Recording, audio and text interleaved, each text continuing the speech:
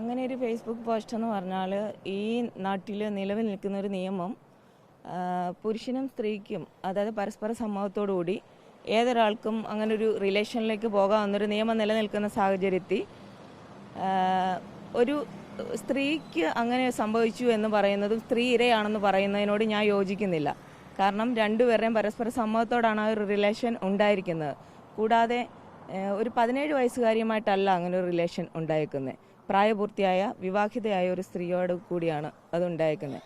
പിന്നെ സ്ത്രീകൾക്ക് എല്ലായിടത്തും സമത്വം വേണം, തുല്യത വേണം എന്ന് പറഞ്ഞ് വാദിക്കുന്ന ഒരു സാഹചര്യത്തിൽ സ്ത്രീകൾക്ക് എല്ലായിടങ്ങളിലും ഇപ്പം ജോലി ചെയ്യുന്ന മേഖലയിലായാലും വാഹനം ഓടിക്കുന്നതായാലും അതായത് മരത്തിൽ കയറാൻ പോലും സ്ത്രീകൾ പുരുഷന്മാരൊപ്പം തന്നെ ഇന്ന് ഈ സമൂഹത്തിലുണ്ട്.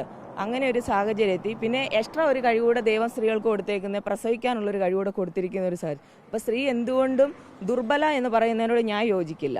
ഏതൊരു മേഖലയിലും സ്ത്രീ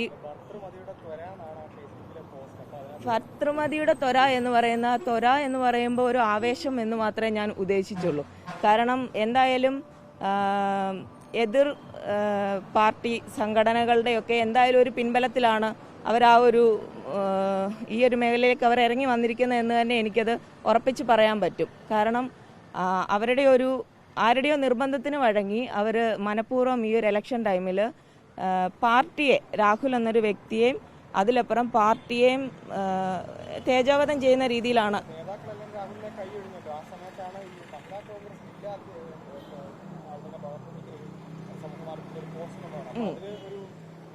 കാരണം ചില നേതാക്കളെല്ലാം എതിർത്ത് കഴിഞ്ഞു. രാഹുലിനെ എതിർത്തതിന്റെ പ്രധാന കാരണം ഗർഭചിത്രത്തിന് നിർബന്ധിച്ചു.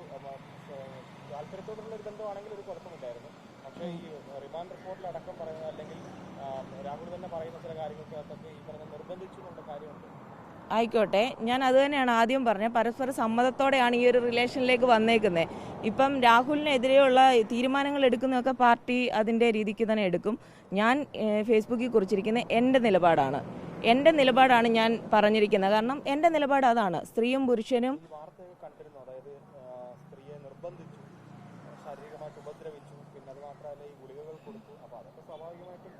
ഗുളികൾ കൊടുത്തു എന്ന് പറയുന്നത് ഒരിക്കലും ഒരു മുറിയിൽ പൂട്ടിയിട്ടുകൊണ്ട് അവരുടെ നിർബന്ധപൂർവ്വം അവരുടെ വായിലേക്ക് ഇട്ടുകൊടുത്ത് വെള്ളം ഒഴിച്ചു കൊടുത്ത ഒരവസ്ഥയൊന്നുമല്ല. ഈ ഒരു സ്ത്രീക്കും പുരുഷനും എന്തായാലും അറിയാമായിരുന്നു ഇങ്ങനെയുള്ള കാര്യങ്ങളൊക്കെ ഇതിൻ്റെ ബാക്കിൽ ഉണ്ടാകുമെന്നും ഉണ്ടാകാം എന്നൊക്കെ ഉള്ളൊരു സാഹചര്യത്തിലല്ലേ അവർ ഈ ഒരു റിലേഷനിലേക്ക് പോയെ. ഒരു പ്രായപൂർത്തിയാകാത്ത ഒരു പക്വതയില്ലാത്ത ഒരു സ്ത്രീയുമായിട്ടല്ലല്ലോ. അപ്പം ഇല്ല, എൻ്റെ വ്യക്തിപരമായ നിലപാട് ഞാൻ എൻ്റെ ഫേസ്ബുക്ക് പ്ലാറ്റ്ഫോമിൽ ഞാൻ കുറിച്ച എൻ്റെ നിലപാടാണ്. അതിജീവിതയെ എതിർത്ത് ഞാൻ അവിടെ സംസാരിച്ചിട്ടില്ല. ഞാൻ അവിടെ ഒരു പോസ്റ്റ് ഇട്ടു. ഞാൻ ആരുടെയും പേര് പരാമർശിച്ചിട്ടില്ല, ആരെയും വ്യക്തികളെ തേജോവധം ചെയ്തിട്ടില്ല. ആയിക്കോട്ടെ, അതൊരു ആവേശമായിട്ടേ ഞാൻ കണ്ടുള്ളൂ. ആവേശം ഒരിക്കലും അവരല്ല, അതിന് പിന്നിൽ വേറൊരു പാർട്ടി സംഘടനയുടെ ശക്തി ഉണ്ടെന്ന് തന്നെ പറയാം. ഒരിക്കലും അവർ വ്യക്തിപരമായി അവർ ഈ ഒരു രംഗത്തേക്ക് വന്നതല്ല. കാരണം അവരെ ആരോ നിർബന്ധപൂർവം അവരെ ഇതിലേക്ക് ആവേശത്തോടു കൂടി അവരെ ഇതിലേക്ക് വലിച്ചഴയ്ക്കുന്ന ഒരു സംഘടനയുണ്ട്. ഇല്ല, നിരപരാധി എന്ന് ഞാൻ ആളല്ല. ഒരിക്കലും രാഹുലിൻ്റെ തെറ്റുകളെ ഒന്നും ഞാൻ ന്യായീകരിക്കത്തില്ല. തെറ്റ് ചെയ്യാതിരിക്കുക, അത് ഞാൻ ആദ്യം തന്നെ പറഞ്ഞു. അങ്ങനെ ഒരു നിയമം നിലനിൽക്കുന്ന ഒരു സാഹചര്യത്തിൽ ജീവിക്കുന്നതാണ് നമ്മൾ. ഇപ്പോൾ ഏതൊരു വ്യക്തിയും തെറ്റെന്ന് അതിനെ ഞാൻ വളച്ചൊടിക്കാനോ അല്ലെങ്കിൽ അതിനോട് ഞാൻ മറുപടി പറയാനോ അതിൽ അഭിപ്രായം പറയാനോ ആളല്ല. പക്ഷേ സ്ത്രീയും പുരുഷനും തുല്യമായ ഒരു തെറ്റ് ചെയ്യുമ്പോൾ സ്ത്രീ മാത്രം ഇര എന്ന് പറയുന്നതിനോട് ഞാൻ ആദ്യം തന്നെ സൂചിപ്പിച്ചു. സമത്വം വേണം എന്ന് പറയുന്ന വാശി പിടിക്കുന്നത്. ഇപ്പം ഇലക്ഷൻ വരുന്ന ടൈമിൽ സീറ്റുകൾ പോലും സ്ത്രീകൾക്ക് 50% സ്ത്രീ സംവരണ സീറ്റുകളാണ്. അങ്ങനെ എല്ലാ മേഖലയിലും സ്ത്രീക്ക് തുല്യത കൊടുക്കുമ്പോൾ ഇവിടെ മാത്രം സ്ത്രീ ഇര എന്ന് പറയുന്നതിനോട് ഒരു സ്ത്രീ എന്ന നിലയിൽ തന്നെ ഒരു സ്ത്രീയുടെ എല്ലാ വികാരങ്ങളും എല്ലാ വിചാരങ്ങളും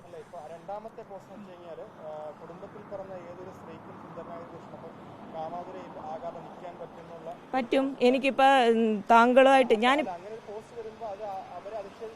ഒരിക്കലും അതിനകത്ത് അധിക്ഷേപം ഞാൻ ആ ഒരു ഉദ്ദേശത്തോട് ചെയ്തിട്ടുമില്ല. അതിൽ അധിക്ഷേപം എന്ന് പറയത്തക്കോണം ഒന്നും തന്നെ ഞാനത് കുറിച്ചിട്ടുമില്ല. ഇപ്പം ഞാൻ എൻ്റെ ഒരു സുഹൃത്ത് രാഹുലും ഞാനും ഒരേ ജില്ലയിൽ ഒരേപോലെ യൂത്ത് കോൺഗ്രസിൽ പ്രവർത്തിച്ച് വന്ന അവൻ എൻ്റെ ഒരു സഹോദര തുല്യൻ, എൻ്റെ അനിയൻ തന്നെയാണ്. ആ ഒരു സ്ഥാനത്താണ് ഞാൻ കാണുന്നത്.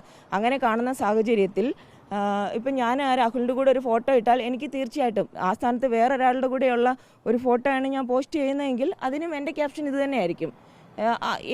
എനിക്ക് ഏതൊരു വ്യക്തിയുടെ കൂടെയും ഏത് സമയത്തും ചേർന്ന് നിൽക്കാനോ അല്ലെങ്കിൽ ഏതൊരാളുടെ കൂടെ ഫോട്ടോ എടുത്ത് പോസ്റ്റ് ചെയ്യാനോ ഉള്ള ഒരു മാനസിക നിലയും അതിനുള്ള പക്വതയും എല്ലാ തരത്തിലും എനിക്ക് അതിനുള്ള സാഹചര്യങ്ങളും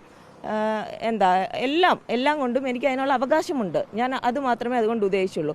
അവിടെ ഒരു ഇരയെന്ന് പറയുന്ന ഒരു വ്യക്തിയെ ആരെയും ഞാൻ അധിക്ഷേപിച്ചുകൊണ്ട് ഒരിക്കലും ഒരു പരാമർശം നടത്തിയിട്ടില്ല.